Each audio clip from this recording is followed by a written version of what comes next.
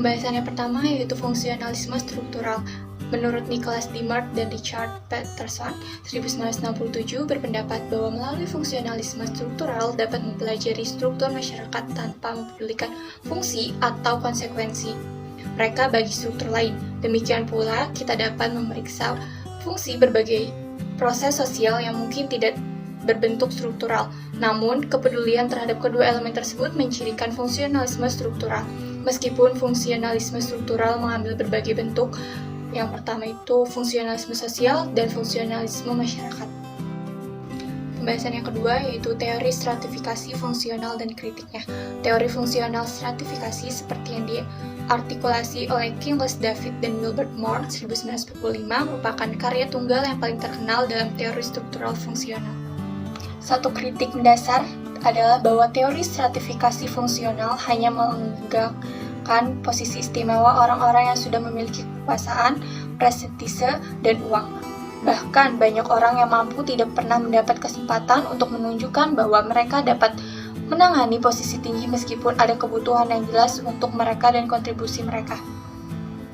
Akhirnya dapat dikatakan bahwa kita tidak harus menawarkan kekuasaan, prestise, dan pendapatan kepada orang-orang untuk membuat mereka mau menduduki posisi tinggi.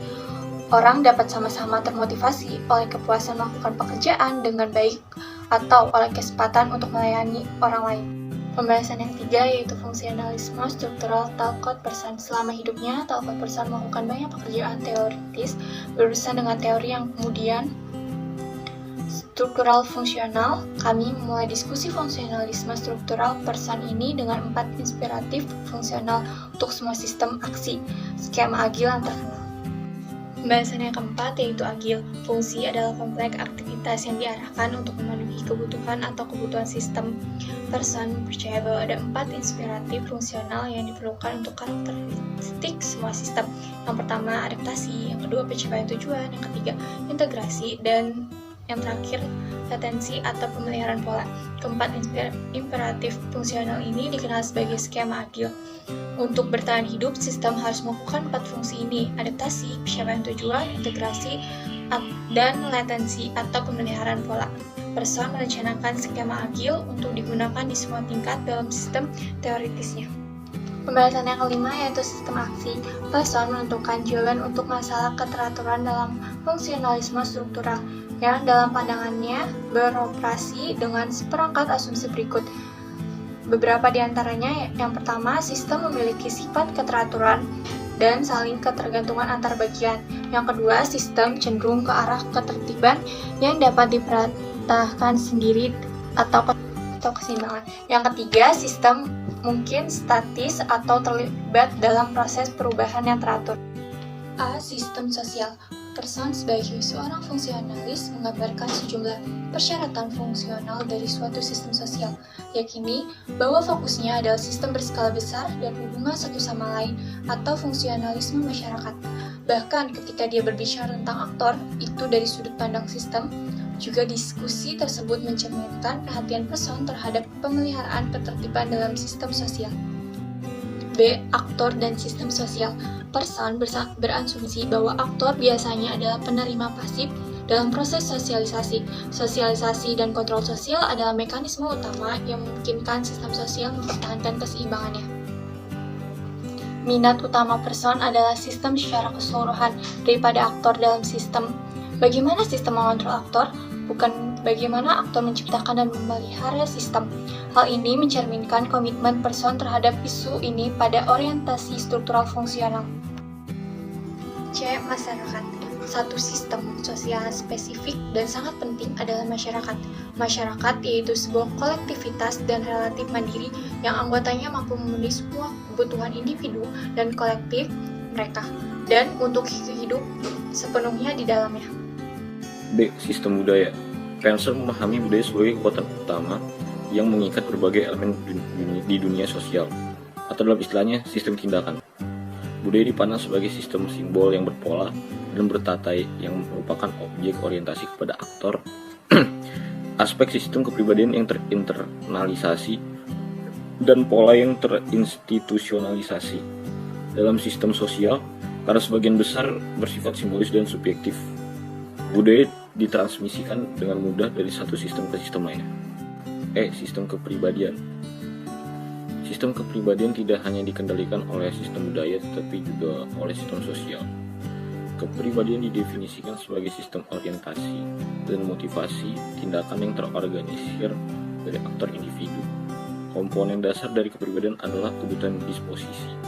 Pearson dan Seals mendefinisikan disposisi kebutuhan sebagai unit motivasi tindakan yang paling signifikan. Mereka membedakan disposisi kebutuhan dari dorongan, yang merupakan kecenderungan bawaan energi fisiologis yang memungkinkan tindakan. Dengan kata lain, dorongan lebih baik dilihat sebagai bagian dari organisme biologis. Disposisi kebutuhan kemudian didefinisikan sebagai kecenderungan yang sama ketika mereka tidak bawaan tetapi diperoleh melalui proses tindakan itu sendiri. Pearson dan Seals. Dengan kata lain, disposisi kebutuhan adalah dorongan yang dibentuk oleh latar sosial. Organisme perilaku. Meskipun dia memasukkan organisme perilaku sebagai salah satu dari 4 sistem tindakan, Pearson tidak banyak bicara tentangnya. Itu disertakan karena merupakan sumber energi untuk sistem lainnya. Meskipun didasarkan pada konstitusi genetik, organisasinya dipengaruhi oleh proses pengondisian dan pembelajaran yang terjadi selama kehidupan individu. 6. Perubahan dan dinamisme dalam teori Pearsonian. Pearson dengan alat konseptual seperti 4 sistem tindakan dan imperatif fungsional menyebabkan tuduhan bahwa ia melakukan teori struktural yang tidak mampu menghadapi perubahan sosial.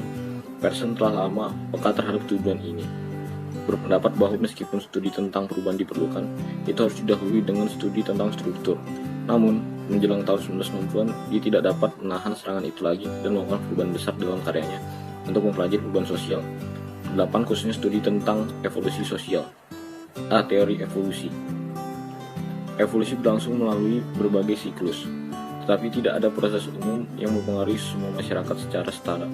Beberapa masyarakat mungkin mendukung evolusi, sedangkan yang lain mungkin begitu dilanda konflik internal atau hambatan lain sehingga menghambat proses evolusi atau bahkan memperburuk. Pearson yang paling tertarik adalah masyarakat di mana terobosan perkembangan terjadi, karena dia percaya bahwa begitu itu terjadi, proses evolusi akan mengikuti model evolusi umumnya. Meskipun Pearson memahami evolusi yang terjadi secara bertahap, dia berhati-hati untuk menghindari teori evolusi unlinear. Kami tidak menganggap evolusi masyarakat sebagai proses linear yang berkelanjutan atau sederhana, tetapi kami dapat membedakan antara tingkat kemajuan yang luas tanpa mengabaikan variabilitas yang cukup besar ditemukan di masing-masing. Ini adalah analisis struktural komparatif, bukan studi tentang proses perubahan sosial. Jadi bahkan ketika dia seharusnya melihat perubahan, Pearson tetap berkomitmen untuk mempelajari struktur dan fungsi. B. Media pertukaran umum. Pearson berfokus pada media pertukaran simbolik. Bahkan ketika Pearson membahas uang sebagai media pertukaran dalam sistem sosial, dia berfokus pada kualitas simbolis daripada kualitas materialnya. Selain uang dan yang lebih jelas bersifat simbolis. Ada media pertukaran umum lainnya, kekuasaan politik, pengaruh, dan komitmen nilai. Pearson memperjelas mengapa dia memusatkan perhatian pada pertukaran media simbolik. Pengenalan teori media ke dalam jenis perspektif struktural yang ada dalam pikiran saya, menurut saya jauh melampaui tuduhan yang sering muncul bahwa jenis ini, analisis struktural secara inheren diganggu oleh bias statis yang membuatnya tidak mungkin berlaku adil terhadap seluruh masalah dinamis. 7. Fungsionalisme struktural Robert Merton. Merton mengkritik beberapa aspek fungsionalisme struktural yang lebih ekstrim dan tidak dapat dipertahankan. Tetapi sama pentingnya, wawasan konseptual baru membantu memberikan fungsionalisme struktural kegunaan terus. Meskipun Merton dan Pearson terkait dengan fungsionalisme struktural, ada perbedaan penting di antara keduanya. Untuk satu hal, sementara Pearson menganjurkan penciptaan teori besar yang menyeluruh, Merton lebih menyukai teori yang menengah yang lebih terbatas. Di sisi lain, Merton lebih menyukai teori Marxian daripada Pearson. Bahkan Merton dan beberapa muridnya, terutama Alvin Goldner, dapat dilihat telah mendorong fungsionalisme struktural lebih ke kiri secara politik. 8. Model struktural fungsional. Merton menjelaskan sejak awal bahwa analisis struktural fungsional berfokus pada kelompok, organisasi, masyarakat, dan budaya. Dia menyatakan bahwa objek apapun yang dapat dikenai analisis struktural fungsional harus mewakili item standar, yaitu berpola dan berulang. Dia memikirkan hal-hal seperti peran sosial, pola kelembagaan, proses sosial, pola budaya, emosi berpola budaya, norma sosial, organisasi kelompok, struktur sosial, perangkat untuk kontrol sosial, dan lain-lain. Sebagai klarifikasi lebih lanjut dari teori fungsional, Merton menunjukkan bahwa suatu struktur mungkin disfungsional untuk sistem secara keseluruhan namun dapat terus ada. Orang mungkin membuat kasus yang baik bahwa diskriminasi terhadap orang kulit hitam, wanita, dan kelompok minoritas lainnya tidak berfungsi untuk masyarakat Amerika, namun tetap ada karena berfungsi untuk bagian dari sistem sosial. Misalnya diskriminasi terhadap perempuan pada umumnya berfungsi untuk laki-laki. Akan tetapi bentuk-bentuk diskriminasi ini bukannya tanpa disfungsi, bahkan untuk kelompok di mana mereka berfungsi. Laki-laki memang menderita karena diskriminasi mereka terhadap perempuan. Demikian pula orang kulit putih terluka oleh perilaku diskriminatif mereka terhadap orang kulit hitam. Seseorang dapat berargumen bahwa bentuk-bentuk diskriminasi ini merugikan mereka yang mendiskriminasi dengan membuat sejumlah besar orang yang menjadi tidak produktif dan dengan meningkatkan kemungkinan konflik sosial. Klarifikasi Merton sangat bermanfaat bagi sosiolog, misalnya Gans tahun 1972 dan 1994 yang ingin melakukan analisis struktural fungsional. Selanjutnya yang ke-9 ada struktur sosial dan juga anomi. Merton mendefinisikan struktur sosial sebagai suatu rangkaian nilai-nilai normatif yang terorganisir, yang dimana mengatur perilaku yang umum bagi anggota masyarakat atau kelompok tertentu, dan struktur sosial sebagai rangkaian hubungan sosial yang terorganisir, di mana anggota masyarakat atau kelompok terlibat secara beragam. Nah, kalau anomi sendiri, anomi itu terjadi ketika adanya disjungsi akut antara norma dan juga tujuan budaya dan kapasitas struktur sosial dari anggota kelompok untuk bertindak sesuai dengan mereka. Artinya, karena kedudukannya dalam struktur sosial masyarakat, sebagian orang tidak mampu bertindak sesuai dengan nilai-nilai normatif. Oke, baik. Yang ke-10 itu ada yang namanya kritik utama.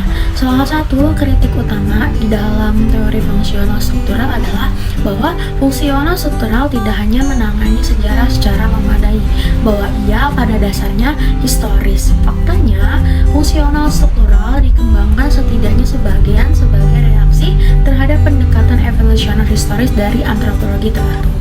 Pada tahun-tahun awalnya khususnya, fungsional struktural melangkah terlalu jauh dalam kritiknya terhadap teori evolusi dan berfokus pada masyarakat kontemporer atau abstrak. Ya, selanjutnya yang ke-11 itu ada kritik substansif.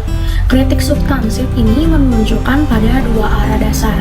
Pertama, tampak jelas bahwa fungsionalisme struktural memiliki fokus yang agak sempit yang mencegahnya menangani sejumlah isu dan aspek penting dunia sosial.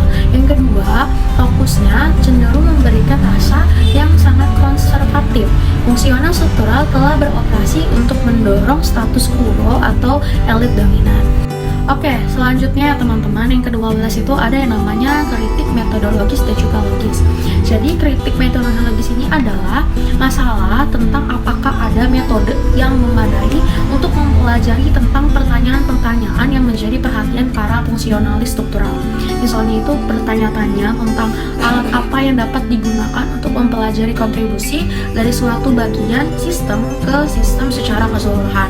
Nah, kritik metodologis lainnya adalah bahwa fungsional struktural ini membuat analisis yang komparatif menjadi sulit. Nah, jika asumsinya itu adalah bahwa suatu bagian dari suatu sistem masuk akal hanya dalam konteks sistem sosial di mana ia berada. Jadi contohnya itu adalah bagaimana kita dapat membandingkan dengan bagian yang serupa dengan sistem lainnya. Contohnya itu atau misalnya itu yang terjadi kepada keluarga Inggris. Jika keluarga Inggris masuk akal hanya dalam konteks kemasyarakatan Inggris, bagaimana kita bisa membandingkan dengan keluarga Perancis seperti itu. Selanjutnya yang ke-13 di poin 13 itu kita punya teori sistem. Jadi teori sistem itu apa? Teori sistem secara umum dapat dikatakan sebagai bidang penelitian interdisipliner yang berakar pada tahun 1960-an yang dimana ini mengacu pada bidang-bidang seperti biologi, psikologi, psikologi kognitif, teori organisasi, ilmu komputer, dan teori informasi atau sibernetika, fenomenologi, dan yang terakhir adalah sosiologi. Di poin ke-14 kita punya sistem dan juga lingkungan. Sistem ini dapat ditemukan dalam pembedaan antara sistem dan juga lingkungannya. Jadi, setiap sistem itu berada dalam suatu lingkungan dan suatu sistem dipisahkan dari lingkungannya oleh suatu batas. Contoh dari batasnya ini adalah perbedaan nih antara tubuh manusia dan juga dunia di sekitarnya. Yang dimana tubuh manusia adalah sistem yang terletak di lingkungan yang berisi antara orang dan juga benda lainnya. Jadi, inti definisi dari sistem sendiri dapat dikatakan sebagai suatu konsep, yaitu adalah konsep kompleksitas, seperti itu. Di poin ke-15 kita punya yang namanya autopoiesis. Jadi autopoiesis ini berasal dari bahasa Yunani klasik, yang dimana poiesis ini mengacu pada tindakan pembuatan, sedangkan auto ini mengacu pada diri.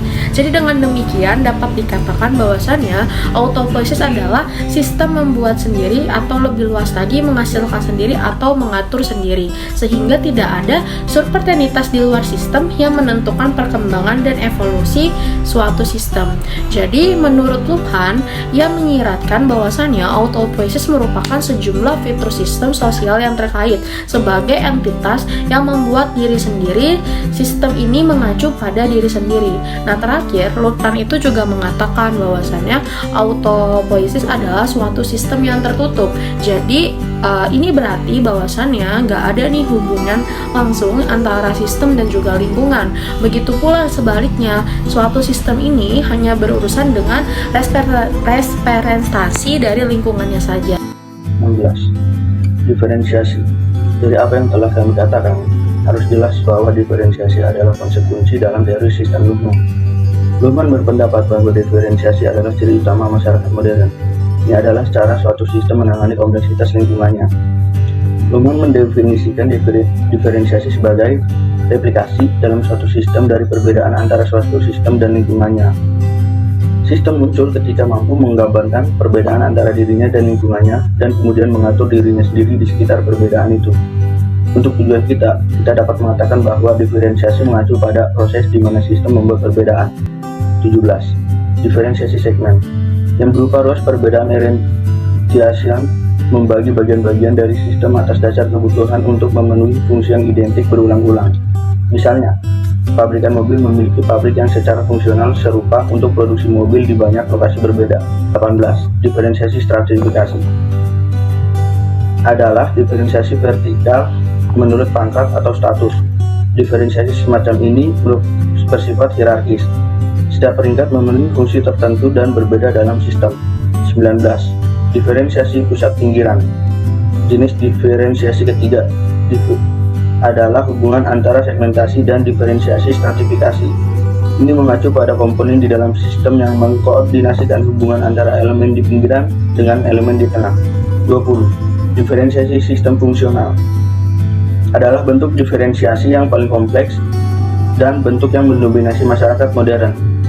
Setiap fungsi dalam suatu sistem dianggap berasal dari unit tertentu. Misalnya, produsen mobil memiliki departemen yang berbeda secara fungsional seperti produksi, administrasi, akuntansi, perencanaan, dan personalia. 21. Teori konflik. Pada tahun 1950 dan 1960-an, teori konflik memberikan alternatif bagi fungsionalisme struktural, tetapi digantikan oleh berbagai teori neo-Marxian. Memang, salah satu kontribusi utama teori konflik adalah caranya meletakkan dasar bagi teori-teori yang lebih setia pada karya Marx. Teori-teori yang datang untuk menarik khalayak luas dalam sosiologi. Masalah mendasar dengan teori konflik adalah bahwa ia tidak pernah berhasil memisahkan diri secara memadai dari akar struktural fungsionalnya. Itu lebih merupakan semacam fungsionalisme struktural yang diputarbalikkan daripada teori masyarakat yang benar-benar kritis. 22. Karya Ralph Dahrendorf. Pada dasarnya, teori ini tidak lebih dari serangkaian pertentangan yang sering berlawanan langsung dengan posisi fungsionalis. Antitesis ini paling baik dicontohkan oleh karya Dahrendorf tahun 2005, di mana ajaran konflik dan teori fungsional disandingkan. Bagi kaum fungsionalis, masyarakat itu statis atau paling banter dalam keadaan keseimbangan yang bergerak. Tetapi bagi Dahrendorf, dan para ahli teori konflik, setiap masyarakat di setiap titik tunduk pada proses perubahan, di mana fungsionalis menekankan keteraturan masyarakat. Teori konflik melihat pertikaian dan konflik di setiap titik dalam sistem sosial. 23. Otoritas. Otoritas tidak terletak pada individu, tetapi pada posisi. Wewenang yang melekat pada jabatan merupakan elemen kunci dalam analisis Dahrendorf. Otoritas selalu menyeriatkan subordinasi dan subordinasi. Mereka yang menduduki posisi otoritas diharapkan mengendalikan bawahan. Artinya, mereka mendominasi karena ekspektasi orang-orang di sekitarnya, bukan karena karakteristik psikologisnya sendiri. Seperti otoritas, ekspektasi ini melekat pada posisi, bukan orang. Otoritas bukanlah fenomena sosial yang digeneralisasikan. Mereka yang tunduk pada kontrol, serta bidang kontrol yang diizinkan, ditentukan dalam masyarakat. Akhirnya, karena otoritas itu sah, sanksi dapat dijatuhkan terhadap mereka yang tidak mematuhinya. Terima kasih. Kemudian saya akan membahas mengenai kelompok, konflik, dan perubahan. Dahrendorf membedakan 3 jenis kelompok secara luas, yakni yang pertama ada kelompok semu, yang kedua ada kelompok kepentingan, dan yang ketiga ada kelompok konflik. Dahrendorf memiliki aspek terakhirnya yaitu hubungan konflik dengan perubahan. Namun Dahrendorf juga menyadari pentingnya karya Lewis-Coser yang berfokus pada fungsi konflik dalam mempertahankan status quo. Sehingga Dahrendorf merasa bahwa fungsi konservatif dari konflik hanyalah salah satu bagian dari realitas sosial dan juga mengarah pada perubahan dan perkembangan. Singkatnya, Dahrendorf ini berpendapat bahwa begitu kelompok konflik muncul, mereka terlibat dalam tindakan yang mengarah pada perubahan struktur sosial. Ketika konflik sedang intens, perubahan terjadi bersifat radikal, dan jika disertai dengan kekerasan, perubahan struktur akan terjadi secara tiba-tiba. Namun, apapun sifat konflik, sosiolog harus selaras dengan hubungan antara konflik dan juga perubahan, serta antara konflik dan status quo-nya. Lalu saya akan membahas mengenai kritik utama dan upaya mengatasinya.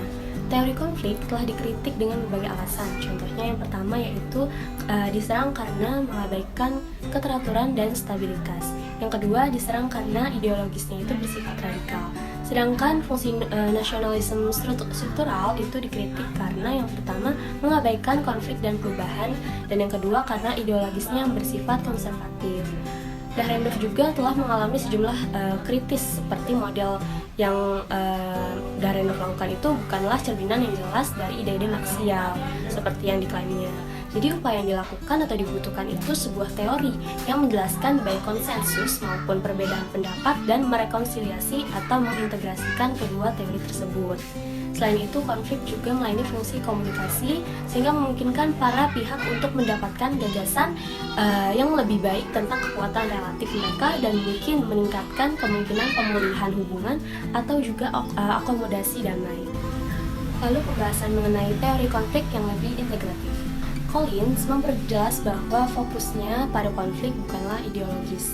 Ia lebih memilih konflik sebagai fokus pada landasan realistis, yaitu bahwa konflik adalah mungkin proses sentral dalam kehidupan sosial. Sehingga Collins mendekati konflik dari sudut pandang individu karena akar teoritisnya terletak pada fenomenologi dan etnometodologi, dan cenderung melihat sebagai pola interaksi daripada sebagai entitas eksternal dan koersif, serta memandang aktor sebagai terus-menerus menciptakan kembali organisasi sosial. Lalu pembahasan selanjutnya mengenai stratifikasi sosial. Collins berpendapat mengenai stratifikasi sosial merupakan institusi yang begitu menyentuh banyak ciri kehidupan, termasuk kekayaan, politik, karier, keluarga, klub, komunitas, dan juga gaya hidup. Mulai dengan prinsip-prinsip Marxian, akhirnya Collins berargumen bahwa Marx juga menunjukkan perbedaan besar antara kelas-kelas sosial dalam hal akses dan kontrol mereka terhadap sistem budaya. Artinya, kelas atas mampu mengembangkan sistem, simbol, dan juga ideologis yang sangat terartikulasi, sistem yang seringkali dapat mereka paksakan pada kelas sosial bawah. Dan kelas sosial yang lebih rendah memiliki sistem simbol yang kurang berkembang. Banyak diantaranya kemungkinan besar telah dipaksakan oleh mereka yang berkuasa. Lalu pembahasan yang terakhir mengenai domain sosial lainnya. Collins tidak puas menangani konflik dalam sistem stratifikasi, tetapi berusaha untuk memperluasnya lagi ke berbagai domain sosial lainnya. Misalnya, dia memperluas analisisnya tentang stratifikasi kehubungan antar jenis kelamin dan juga antar kelompok umur.